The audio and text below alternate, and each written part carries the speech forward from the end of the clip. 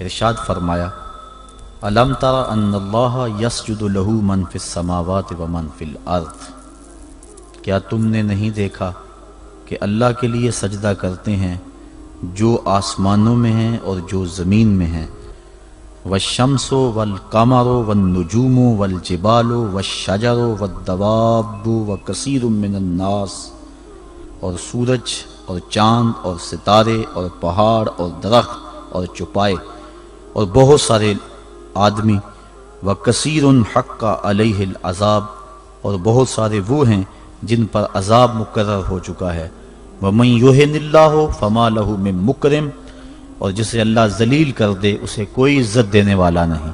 ان اللہ یفعل ما یشاء، جو چاہتا ہے وہ کرتا ہے۔ کائنات کا ایک ایک ذرہ اس کے حضور سجدہ ریز ہے، طوعاً و کرہاً، چاہتے ہوئے بھی اور کچھ نہ چاہتے ہوئے بھی۔ سجدہ کیا ہے؟ حضرت امام راغب اصفہانی مفردات قرآن میں بیان کرتے ہیں، السجدہ فی الاصل التذلل، سجدہ اصل میں جھکنے کو کہتے ہیں، لیکن شریعت اسلامیہ کی اصطلاح میں وضع الجبہہ بقصد العبادہ، عبادت کی نیت سے پیشانی کو رکھ دینا سجدہ کہلاتا ہے۔ حضرت امام فخر الدین رازی سجدے کے دو معنی بیان کرتے ہیں اس آیت کریمہ کے تحت، ایک انقیاد اور دوسرا یہی وضع الجبہہ والا معنی، عبادت کے لیے پیشانی رکھ کے سبحان ربی الاعلیٰ کے جو نغمے اللہ پہ جاتے ہیں، سجدے کا دوسرا مفہوم یہ ہے۔ انقیاد کا معنی یہ ہے کہ پوری کائنات اللہ کے حکم کی پابند ہے، انسان کو اس نے اختیار دے رکھا ہے، باقی کائنات کا ایک ایک ذرہ جو ہے وہ جو کہتا ہے وہی کرتا ہے۔ انسانوں میں سے بہت سارے لوگ اس کے حکم کے پابند ہیں، اور کچھ لوگ ایسے ہیں کہ جو اس کے حکم کی دنیا پہ پرواہ نہیں کرتے۔ کل قیامت کے دن میں پتہ چلے گا کہ ہم نے مالک کی نافرمانی کر کے کتنی بڑی رسوائی کمائی اور کتنی بڑی ذلت میں مبتلا ہوئے۔ ارشاد فرمایا جو کچھ آسمانوں میں ہے اور جو کچھ زمین میں ہے، والشمس والقمر، اور سورج بھی اللہ کو سجدہ کرتا ہے۔ علماء کہتے ہیں یہ سورج جب طلوع ہوتا ہے تو سجدے سے اٹھتا ہے، اور جب وہ استوا تک درمیان تک آتا ہے تو یہ قیام میں ہوتا ہے، اور جب وہ دوبارہ مائل بغروب ہوتا ہے تو یہ رکوع میں ہوتا ہے، اور جب وہ غروب ہوتا ہے تو سجدے میں ہوتا ہے۔ ایک حدیث کے لفظ بھی ہیں کہ سورج جب ڈوبتا ہے تو عرش الہی کے نیچے سجدہ ریز ہوتا ہے۔ کائنات کی ہر شے اس کی عبادت میں ہے، ہر شخص ہر شے کا انداز عبادت اپنا ہے۔ درخت قیام میں ہے، چوپائے رکوع میں ہیں، مینڈک اور اس قبیل کے دوسرے جانور تشہد میں ہیں، اور حشرات الارض سجدے میں ہیں۔ انسان کی عبادت کو ساری عبادتوں کا مجموعہ قرار دے دیا گیا، اور اس کو کہا تو چونکہ اشرف المخلوقات ہے تو ایسی عبادت کر جس میں سب کی عبادتیں شامل ہو جائیں۔ درختوں کی طرح تیری عبادت میں قیام بھی ہو، چوپایوں کی طرح تیری عبادت میں رکوع بھی ہو، اور مینڈکوں کی طرح تیری عبادت میں تشہد بھی ہو، اور حشرات الارض کی طرح تیری عبادت کے اندر سجدے بھی ہوں۔ سجدہ انتہائی ذلت ہے، اس سے بڑھ کر ذلت دنیا کے اندر نہیں ہو سکتی۔ عالم رنگ و بو میں سب سے بڑی ذلت سجدے میں ہے۔ انسان کے اشرف اعضاء سر میں ہیں، دیکھنے کی قوت آنکھیں سر میں، بولنے کی قوت زبان سر میں، سننے کی قوت کان سر میں، سونگنے کی قوت ناک سر میں، سوچنے کی قوت دماغ سر میں، اور یہ سر مالک کی چوکھٹ پہ دھرا ہوا ہے۔ پیشانی بھی رگڑی جا رہی ہے اور ناک بھی رگڑا جا رہا ہے، اور زبان سے کیا کہہ رہا ہے؟ سبحان ربی الاعلی، مولا دیکھ مجھ سے بڑے ذلت میں کے درجے میں کوئی نہیں ہے اور تجھ سے اعلیٰ کوئی نہیں ہے۔ اپنے عجز کا اعلان کر رہا ہے اور مالک کی الوہیت کا اعلان کر رہا ہے۔ لیکن جب سجدے سے سر اٹھایا پھر کہا اللہ اکبر، اس کا معنی اللہ سب سے بڑا ہے، یعنی سجدے میں پہنچ کر انتہائی ذلت امیز عبادت میں مبتلا ہو کر کہیں دل کے کسی گوشے میں یہ خیال نہ بیٹھ جائے کہ میں نے اس کی عبادت کا حق ادا کر دیا۔ کہا سر اٹھا تو کہے اللہ اکبر، مولا تو بہت بڑا ہے، تو اتنا بڑا ہے کہ میری عبادتیں تیری بڑائی کو خراج پیش نہیں کر سکتی، اس لیے میں سجدے میں جھک کے بھی کہہ رہا ہوں کہ تیری عبادتوں کا حق مجھ سے ادا نہیں ہو سکا۔ تو اتنا بالا ہے، اتنا بڑا ہے، اتنا عظیم المرتبت ہے کہ تیری عبادت کا حق ادا نہیں ہو سکتا۔ مصطفیٰ جان رحمت اللہ کی عبادت اتنی کثرت سے کی کہ حتی تتورم قدماہ، یہاں تک کہ حضور کے دونوں پاؤں پہ سوجن آ جاتی، اور اللہ خود فرما رہا ہے محبوب ساری رات جاگا نہ کر، کبھی سو بھی تو لیا کر، لیکن اس کے باوجود کہتے ہیں ما عبدنا کا حق کا عبادتک، اے اللہ تیری عبادت کا جو حق تھا تیرے بندے سے ادا ہی نہیں ہو سکا۔ تو اتنی عبادت کرنے کے باوجود بھی کہا کہ تیری عبادت کا حق ادا نہیں ہو سکا، اور یقیناً بندہ اس کی عبادت کا حق ادا نہیں کر سکتا۔ وہ جتنا بلند و بالا ہے، جتنا وہ عظیم المرتبت ہے، جتنی اس کے شانیں ہیں، بندہ جتنا مرضی جھک جائے اس کی عظمتوں اور اس کی بڑائیوں کو خراج پیش کرنے کا حق ادا نہیں ہو سکتا۔ اس لیے جھک کر جب سر اٹھایا پھر اس کی بڑائی بولی، اللہ اکبر، مالک تو سب سے بڑا ہے، تو اتنا بڑا ہے کہ میں سجدے میں جھک کر بھی تیری بڑائی کو خراج پیش نہیں کر سکا، اور تیری بڑائی کے سامنے سر جھکا کر بھی اپنے عجز کا اظہار کر کے بھی میں پھر بھی خراج نہیں دے سکا، اور بھی جھکنے کہ میرے اندر سکت ہوتی اور کوئی حالات ایسے ہوتے پھر بھی تیری بڑائی کا حق ادا نہ ہو سکتا۔ تو اتنا بڑا ہے اور اتنا بلند و بالا اور عظیم المرتبت ہے۔ حضور نبی رحمت صلی اللہ علیہ وسلم نے ارشاد فرمایا بندے کو سب سے زیادہ قرب سجدے میں ملتا ہے، اور سجدے میں اس لیے فرمایا کثرت کے ساتھ دعا مانگا کرو۔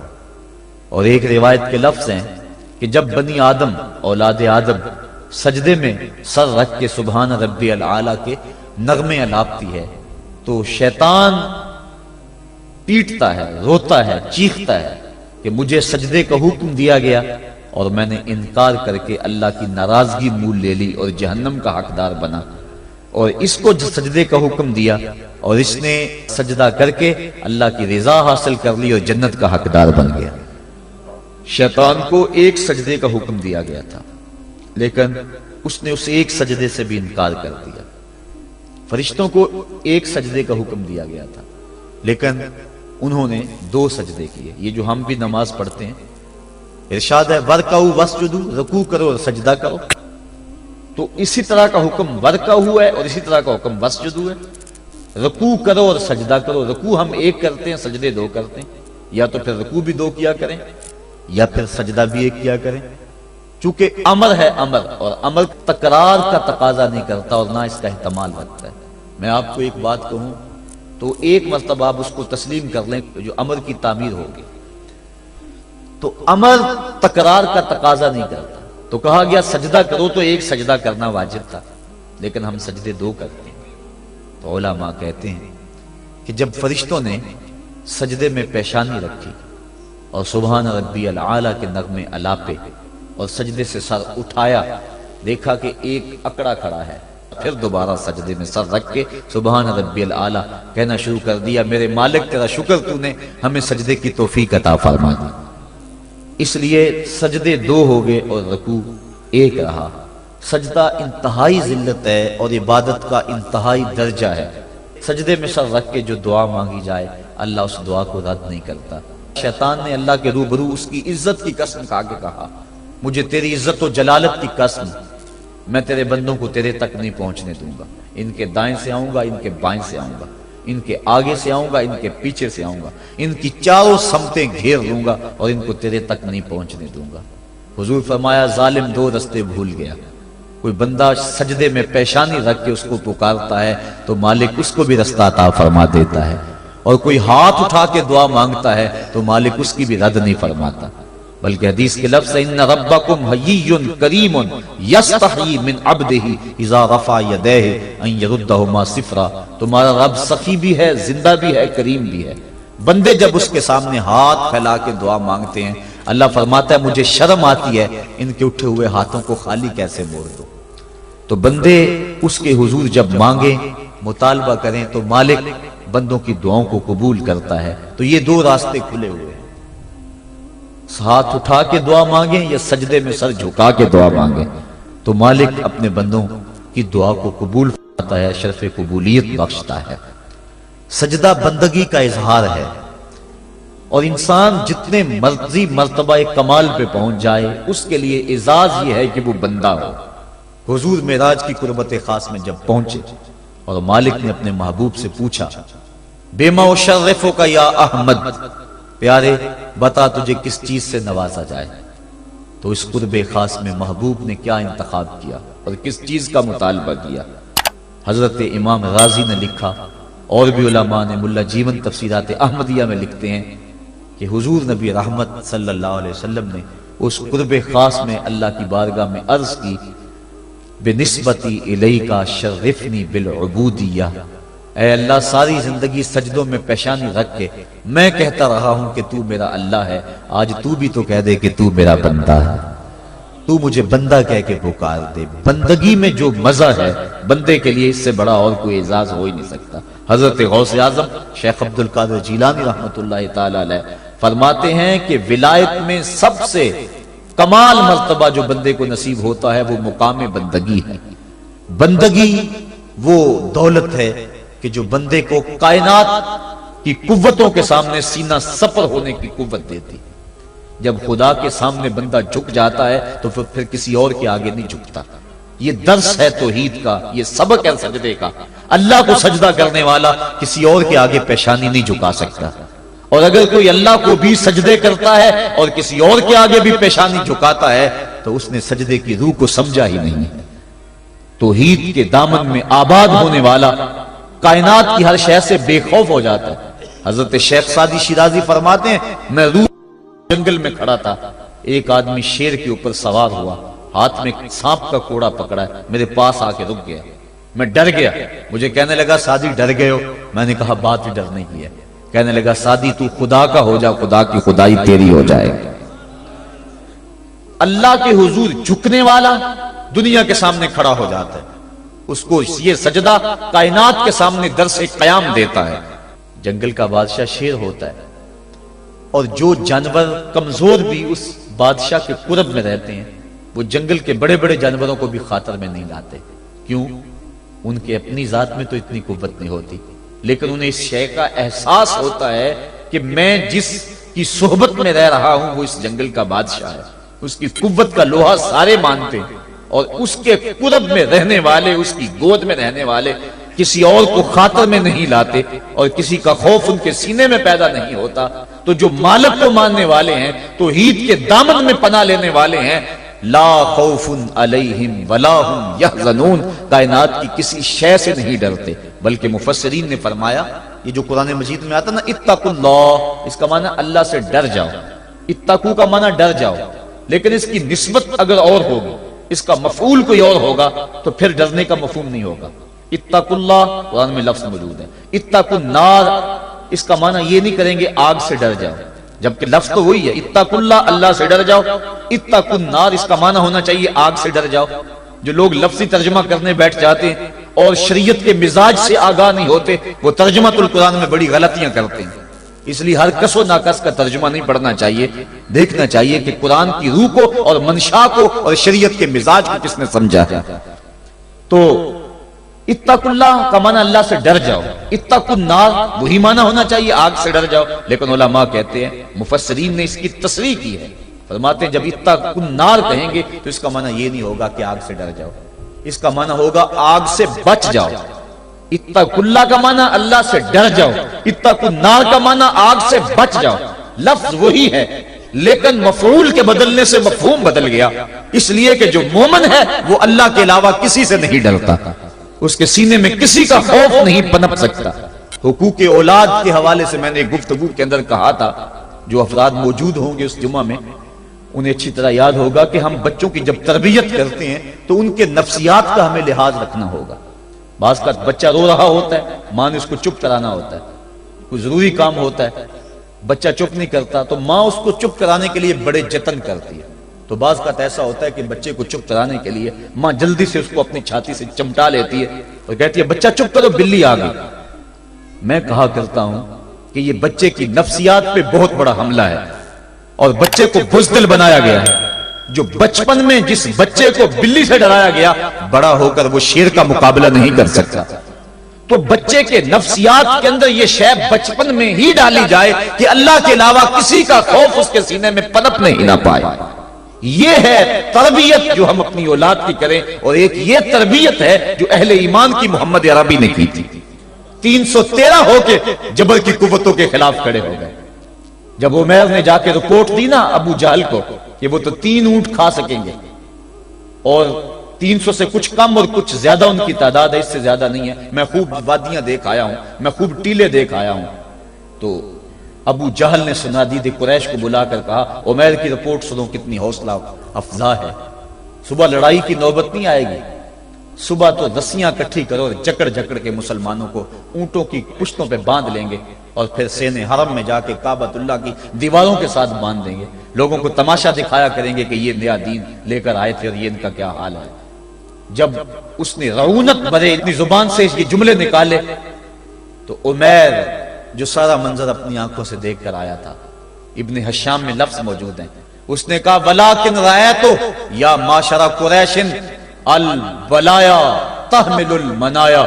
اے قریش کے سرداروں اتنے بھی تکبر میں نہ آؤ، میں اپنی ان آنکھوں سے دیکھ کر آیا ہوں کہ یثرب کی اونٹنیاں اپنی پشتوں پہ نری موتیں اٹھا کے لے آئی ہیں. ان کے بدن پہ چیتھڑے ہیں، ان کے پیٹ کمر سے لگے ہوئے ہیں، لیکن وہ زخمی سانپوں کی طرح پیچ و تاب کھا رہے ہیں. کل ان میں سے کوئی نہیں مرے گا جب تک تم میں سے ایک ایک کو لڑ نہیں جاتا. تم تو یہ کہتے ہو رسیاں کٹھی کرو، میرا مشورہ مانتے ہو تو رات کے اندھیرے میں بھاگ سکتے ہو تو بھاگ جاؤ. اس قوم سے لڑنا تمہارے بس کا روگ نہیں ہے جو مرنے کے لیے آئی ہے.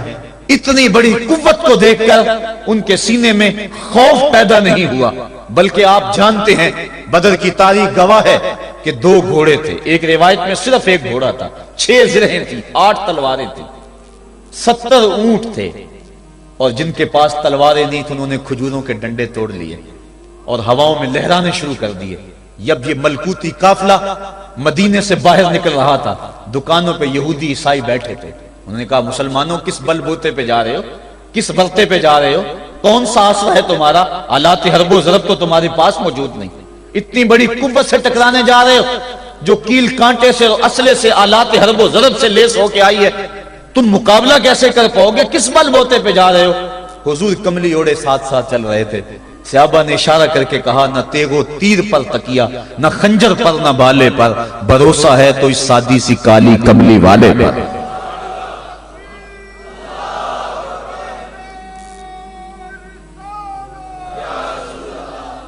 اب اس ماحول میں جبکہ کفار پورا لاؤ لشکر لے کے آئے اور ابو جہل نے کہا اعلان کر دو لنا عزا ولا عزا لکم، یہ ان کے بت کا نام ہے. ہمارے پاس عزا ہے تمہارے پاس عزا نہیں، ہمارے پاس لات ہے تمہارے پاس لات نہیں، ہمارے پاس منات ہے تمہارے پاس منات نہیں، ہمارے 360 خدا اور تمہارا ایک خدا، مقابلہ ہی کوئی نہیں. اس نے کہا کھڑے ہو کے اونچی جگہ پہ کہا اپنے نقیب کو اعلان کرو لنا عزا ولا عزا لکم. حضور کے کانوں میں آواز پڑی، فرمایا علی تم بھی اونچے ٹیلے پہ کھڑے ہو جاؤ اور تم ان کو جواب میں کہو اللہ مولانا ولا مولا لکم، اللہ ہمارا مولا ہے تمہارا مولا کوئی نہیں ہے. اور پھر حضور نے سجدے میں سر رکھ دیا. سجدہ اتنی بڑی قوت ہے، ہزاروں ایٹم بمبوں کے اندر وہ قوت نہیں ہے جو سجدے کے اندر طاقت رکھ دی.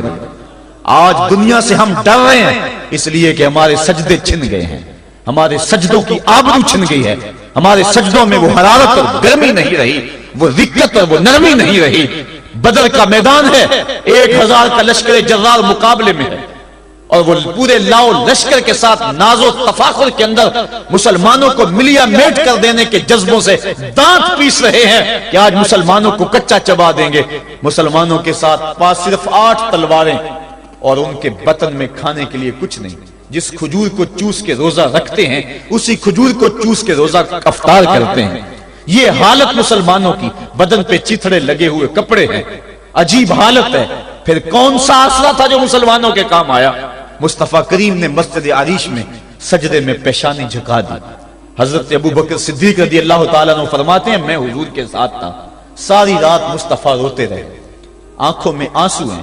حضور کی چادر سر انور سے سلک کے حضور کے کندھوں پہ آ جاتی، پھر کندھوں سے پشت پہ آ جاتی. میں اٹھا کے حضور علیہ السلام کے سر پہ رکھتا اور کہتا حضور بس کرو. حضور بار بار روتے اور اللہ کی بارگاہ میں سجدے میں سر ڈال کر التجائیں کرتے. لفظ کیا تھے محبوب کی زبان پہ؟ آج تک ایسی ناز والی دعا کسی نے نہیں کی ہے جی جیسی دعا مصطفیٰ جان رحمت نے کی. مصطفیٰ کریم سجدے میں سر رکھا ہے اور کیا کہا؟ اللہم ان تہلک ہذہ العصابہ لم تعبد فی الارض ابدا. میرے مالک میں نہیں کہتا کہ ان لوگوں کو بچا لے، دیکھ میری زندگی کی کمائی یہی 313 ہے جو میں تیری چوکھٹ پہ لے کے حاضر ہو گیا ہوں. میری زندگی کا کل اثاثہ، میری زندگی کا کل سرمایہ کوہ ابو قبیس پہ کیے گئے درسوں کا نتیجہ، عکاظ کی منڈی کے اندر دیے گئے درسوں کا نتیجہ، اور ذی المجال کے میلے میں تیرے دین کی تبلیغ کا نتیجہ، طائف کے بازاروں میں پتھر کھا کھا کے جو تبلیغ کی اس کا نتیجہ، رستے میں گڑے، رستے میں بچتے ہوئے کانٹے، اور مکے کے بازاروں میں میرے بدن کے اوپر پڑتی ہوئی اوجریاں، میں نے پھر بھی تیرا کلمہ بلند کیا. میرے مالک میری پوری زندگی کا گداز، میری پوری زندگی کا سرمایہ، میری زندگی کے آنسو، میری زندگی کا رونا سین حرم کے اندر کعبۃ اللہ کی چھاؤں کے میں سجدے کر کر کے، کوئی کبھی میں نے عمر مانگا، کبھی میں نے حمزہ مانگا، تیرے دین کے لیے میں نے جو ایک ایک کر کے تنکا جوڑا اور یہ ایک چھوٹا سا گھونسلہ بنایا. یہ گھونسلہ اب بجلیوں کی زد میں ہے، کفار کی بجلیاں اس گھونسلے کو جلا دینا چاہتی ہیں. میرے مالک میں یہ نہیں کہتا کہ میرا یہ گھونسلہ اور میری یہ مٹھی بھر جماعت اور یہ چند میرے لوگ اور یہ میرا سرمایہ اور اثاثہ، میری پوری زندگی کی کمائی، میری جوانی کا سرمایہ جو میں نے تیرے سامنے لا کے رکھ دیا ہے، میں یہ نہیں کہتا ان کو بچا لے. لیکن میرے مالک اگر یہ نہ رہے تو قیامت تک پھر تجھے بھی خدا کوئی نہیں کہے گا. ان تہلک ہذہ العصابہ لم تعبد فی الارض ابدا. اگر یہ نہ رہے تو قیامت تک تیرے نام کے ڈنکے بجانے والے بھی دنیا پہ نہیں ہوں گے. یہ حضور نے اللہ کی بارگاہ میں دعا کی اور سجدے میں سر رکھا ہے. حضور علیہ السلام کی آنکھوں میں اشک جاری ہیں، سجدے سے قوت حاصل کی جا رہی ہے. دشمن کے مقابلے میں مصطفیٰ کریم سجدے میں سر رکھ کے اللہ سے آرزو کر رہے ہیں. حضرت سیدنا صدیق اکبر فرماتے ہیں اچانک حضور نے سر اٹھایا، میں خوش ہو گیا کہ حضور کے چہرے پہ مسکراہٹ تھی. حضور مسکراتے ہوئے فرمایا ابشر یا ابا بکر ھذا جبریل آخذ بعنان فرسہ. ابو بکر بشارت ہو، وہ جبریل اللہ کی مدد لے کر آ گئے. تو یہ سجدے تھے جن سجدوں نے ظالم اور جابر قوتوں کا منہ توڑ کے رکھ دیا. حضرت علی المرتضیٰ روایت کرتے ہیں رضی اللہ تعالیٰ عنہ، فرماتے ہیں میں نے ہاتھ میں تلوار تھامی اور میدان میں کود پڑا. میں نے کئی کافروں کو واصل جہنم کیا، پھر پلٹ کے دیکھا کہ میں حضور کی زیارت کر لوں، لیکن مجھے حضور نظر نہ آئے. میں نے ڈھونڈا تو ایک سمت حضور نے پیشانی سجدے میں رکھی ہوئی تھی اور زبان پہ لفظ تھے یا حیو یا قیوم، یا حیو یا قیوم. حضور یہ پڑھتے جا رہے تھے، یا حیو یا قیوم کا وظیفہ پڑھتے جا رہے تھے اور سجدے میں پیشانی تھی حضور کی. میں پھر دوبارہ آیا اس سجدے سے جوش لے کر، اس سجدے سے گرمی اور حرارت لے کر، اور پھر دشمن کی صفوں میں کود گیا. میں نے ایک کافر کو واصل جہنم کیا، پھر زیارت کے لیے واپس آیا، دیکھا تو پھر سجدے میں حضور نے سر رکھا ہوا ہے اور یہی کہہ رہے ہیں یا حیو یا قیوم، یا حیو یا قیوم، یا حیو یا قیوم برحمتک استغیث. یہ جملے حضور کی زبان پہ ہیں اور سجدے میں حضور کی پیشانی. میں پھر گیا، پھر آیا، کئی بار ایسا ہوا میں کافر کو قتل کرتا، پھر آتا حضور کو سجدے میں دیکھتا. فرمایا پھر حضور نے تلوار تھامی اور مصطفیٰ کریم میدان جنگ میں کود پڑے. لوگ بڑھ چڑھ کے دشمنوں پہ حملہ کرتے تھے، لیکن جو سب سے آگے کافروں کی صفوں میں کود کے حملہ کر رہا تھا وہ آمنہ کا لال محمد مصطفیٰ صلی اللہ علیہ وسلم. تو سجدے سے وہ قوت ملتی ہے، سجدے سے وہ نور اور روشنی ملتی ہے کہ پورے زمانے میں اجالا کیا جا سکتا ہے. آج 56-57 اسلامی ملک دنیا کے سامنے رسوا ہو رہے ہیں اور دنیا کے سامنے سجدہ ریز ہیں، اس لیے کہ وہ ایک خدا کے سامنے سجدہ کرنا بھول گئے ہیں. ایک سجدہ جسے تو گراں سمجھتا ہے 1000 سجدے سے آدمی کو دیتا ہے نجات.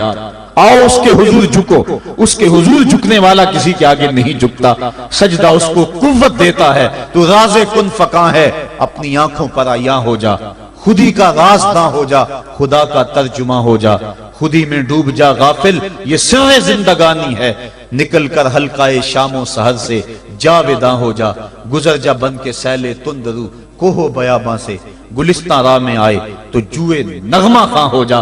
مالک کے حضور جب بندہ عزت سے سر جھکا دیتا ہے، اللہ کی رحمتیں بندے پہ نازل ہوتی ہے۔ ایک روایت میں آتا ہے جب بندہ نماز کے لیے کھڑا ہوتا ہے، ابھی اس نے سجدے میں جانا ہوتا ہے، ابھی وہ قیام ہی کرتا ہے، اللہ فرماتا ہے میرے بندے کے گناہ جو ہیں اس کے بدن سے نکال کے ایک سمت کر دو، تاکہ میرا بندہ اس حالت کے اندر میرے حضور حاضر ہو کہ وہ گناہوں سے پاک اور صاف ہو۔ حضرت نبی رحمت صلی اللہ علیہ وآلہ وسلم فرماتے ہیں کہ پھر اس کے سارے گناہ اس کے بدن سے اتار کے ایک سمت رکھ دیے جاتے ہیں، اور بندہ مصلی پہ سبحان ربی العالی کے نغمے الاپتا ہے، رکوع کرتا ہے، سجدے کرتا ہے۔ جب سلام پھیر کے نماز ختم کر کے دعا کر کے جانے لگتا ہے تو فرشتے عرض کرتے ہیں مالک یہ جو گناہ اتار کے ایک سائیڈ پہ رکھے تھے یہ دوبارہ اس کو دے دیں؟ اللہ فرماتا ہے جس کی جھولی سے گناہ نکال لیے تھے دوبارہ اس کی جھولی میں نہیں ڈالیں۔ اللہ اکبر۔ اور ایک روایت کے لفظ ہیں کہ جب بندہ نماز کے لیے کھڑا ہوتا ہے اس کے کندھوں کے اوپر سارے گناہ آ جاتے ہیں اور اس کے سر پہ اوپر گناہ آ جاتے ہیں، جب رکوع میں جاتا ہے تو کندھوں والے گناہ گر جاتے ہیں، اور جب بندہ سجدے میں سر رکھتا ہے تو اللہ تعالیٰ اس کے سارے گناہوں کو ختم کر دیتا ہے اور وہ بالکل پاک ہو جاتا ہے۔ حضرت سلیمان فارسی ایک دن ایک درخت کے نیچے کھڑے تھے، آپ نے درخت کی شاخ کو پکڑ کے جنبش دی، حرکت دی، موسم خزاں تھا، درخت کی شاخ کے سارے زرد پتے گر گئے۔ ایک صحابی پاس کھڑے تھے، انہیں پوچھنے لگے عثمان تو نے مجھے پوچھا نہیں کہ میں نے درخت کی شاخ کو یوں ہلایا کیوں ہے؟ انہوں نے کہا اچھا پھر آپ بتا دیں کہ آپ نے درخت کی شاخ کو یوں کیوں ہلایا ہے؟ کہا سنو پھر ایک دن میں اور چند صحابہ حضور کے ساتھ جا رہے تھے، رستے میں ایک درخت آیا، اس کے نیچے حضور کھڑے ہوئے، حضور نے اس طرح درخت کی شاخ کو پکڑ کے ہلایا، یوں پتے جھڑ گئے، ہم اس منظر کو دیکھتے رہے۔ حضور علیہ الصلوۃ والسلام نے فرمایا سلمان فارسی تو نے مجھے پوچھا نہیں کہ میں نے اس درخت کی شاخ کو یوں کیوں ہلایا ہے؟ تو میں نے عرض کی حضور آپ بتا دیں کہ آپ نے کیوں ہلایا ہے؟ فرمایا سلمان جس طرح اس درخت کی شاخ کو ہلایا گیا اور سارے پتے جھڑ گئے، جب کوئی بندہ سجدے میں سر رکھتا ہے نماز پڑھتا ہے اس کے سارے گناہ دھل جاتے ہیں اور وہ پاک اور صاف ہو جاتا ہے۔ ایک دن فرمایا صحابہ اگر کوئی بندہ اس کے گھر کے سامنے سے نہر گزرتی ہو اور وہ دن میں 5 مرتبہ اس نہر کے اندر غسل کرے تو بتاؤ اس کے بدن کے اوپر کوئی میل کچیل رہ جائے گا؟ عرض کی نہیں۔ فرمایا اس طرح جو 5 نمازیں پڑھتا ہے اس کے بدن کے اوپر گناہوں کا میل نہیں رہتا۔ فرمایا الصلاۃ معراج المومنین، نماز مومنوں کا معراج ہے، عماد الدین الصلاۃ، نماز دین کا ستون ہے، حبب الی من دنیاکم ثلاث الطیب والنساء وجعلت قرۃ عینی فی الصلاۃ، مجھے تمہاری دنیا سے صرف 3 چیزیں پسند ہیں، خوشبو، منکوحہ بیویاں اور میری آنکھوں کی ٹھنڈک نماز میں رکھی ہے۔ اور حضور نے یہ بھی ارشاد فرمایا من ترک الصلاۃ متعمدا فقد کفر، جس نے جان بوجھ کے نماز چھوڑی گویا اس نے کفر ہی تو کیا، یعنی کافروں والا کام کیا۔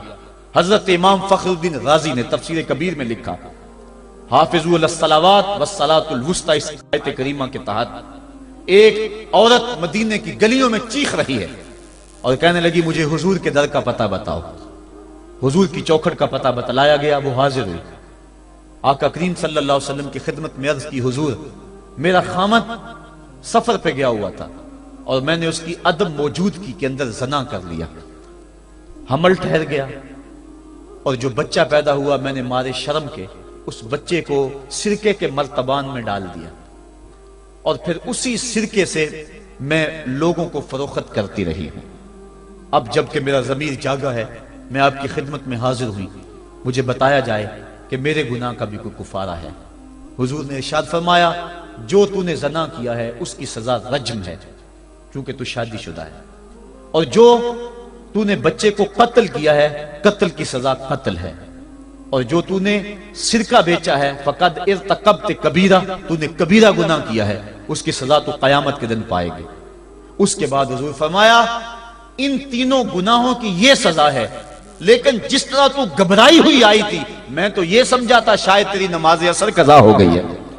اب آپ اندازہ کریں کہ نماز کی اہمیت کیا ہے اور ہم اس باب میں کتنی سستی کرتے ہیں۔ کسی سے پوچھا جائے نا آؤ نماز پڑھنے چلے، وہ کہتے ہیں بس یار میرے کپڑے پلید ہیں، کپڑے میرے پاک نہیں ہیں۔ تیرے کپڑے کیسے پاک رہ سکتے ہیں؟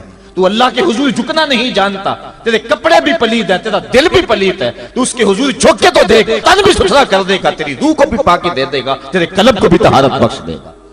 تو اس کے حضور آ جھک، اس کے حضور سجدوں سے اللہ کے حضور خراج پیش کر اپنی محبتوں کا۔ جب بندہ سجدے میں سر رکھتا ہے اللہ فرشتوں میں فخر کرتا ہے، میرے بندے کو دیکھو نا، بالآخر میرے حضور ہی جھکا ہے نا، کتنے گناہ کیے اس نے، کتنے جرم کیے اس نے، لیکن بالآخر میرے حضور آیا اور اپنے گناہوں کی معافی مانگتا ہے۔ فرشتوں گواہ ہو جاؤ میں نے اپنے اس بندے کی مغفرت فرما دی۔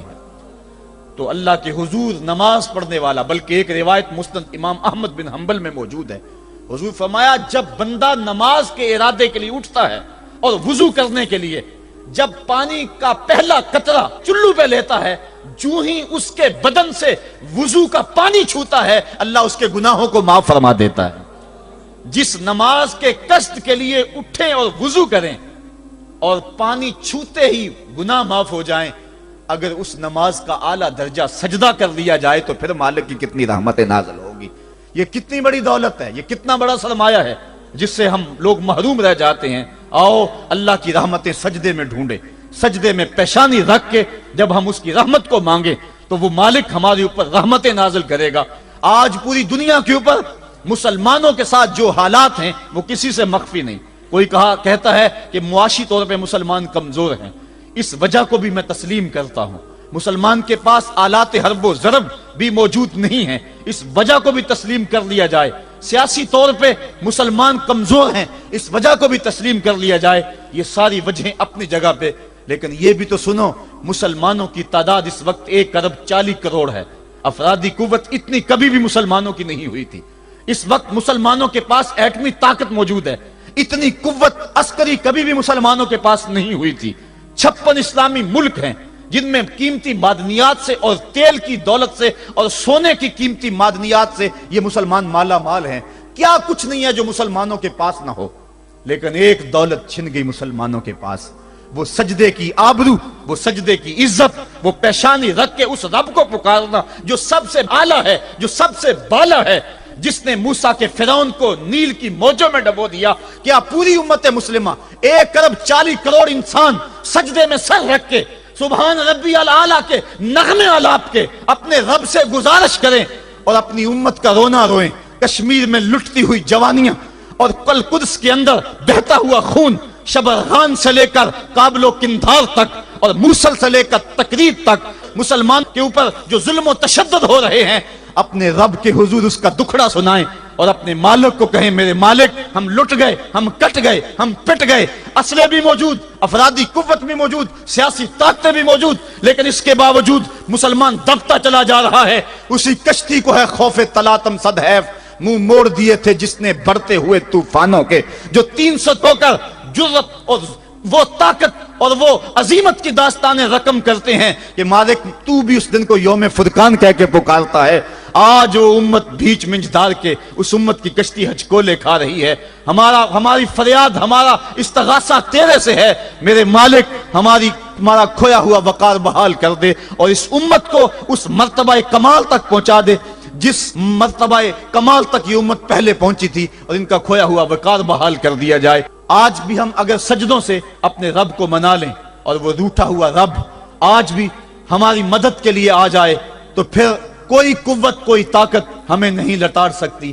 آئیے ہم سجدے سے اپنے مالک، اپنے خالق اور اپنے رازق کے حضور اپنی محبتوں اور اپنی الفتوں کا خراج پیش کریں۔ نماز ایک ایسی عبادت ہے جس کا حکم قرآن میں 750 مرتبہ کے قریب دیا گیا۔ اور ایک آخری بات عرض کر کے اپنے موضوع کو سمیٹنا چاہوں گا۔ میرے اور آپ کے آقا مولا حضور نبی رحمت صلی اللہ علیہ وسلم پر جب وقت آخر آیا تو آخری وصیتیں جو حضور نے اپنی زندگی میں کی وہ کیا تھی؟ 2 وصیتیں تھی حضور کی آخری کی، جب حضور ایام مرض میں تھے، اور آخری وصیتیں اس کے بعد حضور نے کوئی کلام نہیں کیا، وہ یہی تھا الصلاۃ الصلاۃ، الصلاۃ الصلاۃ، لوگوں میں تمہیں نماز کی تاکید کرتا ہوں، میں نماز کی تاکید کرتا ہوں۔ اور دوسرا فرمایا جو تمہاری ملک میں تمہارے غلام اور تمہاری لونڈیاں ہیں ان کے ساتھ حسن سلوک کی تاکید کرتا ہوں۔ یہ آخری دو باتیں تھی جو حضور نے ارشاد کی، حقوق اللہ کے حوالے سے نماز اور حقوق العباد کے حوالے سے حضور نے کمزوروں کے حق ان تک پہنچانے کی تاکید امت کو دی، اور اس کے بعد پھر حضور انتقال کر گئے۔ آئیے ہم سجدوں سے اپنے رب کو راضی رکھیں۔ اللہ مجھے آپ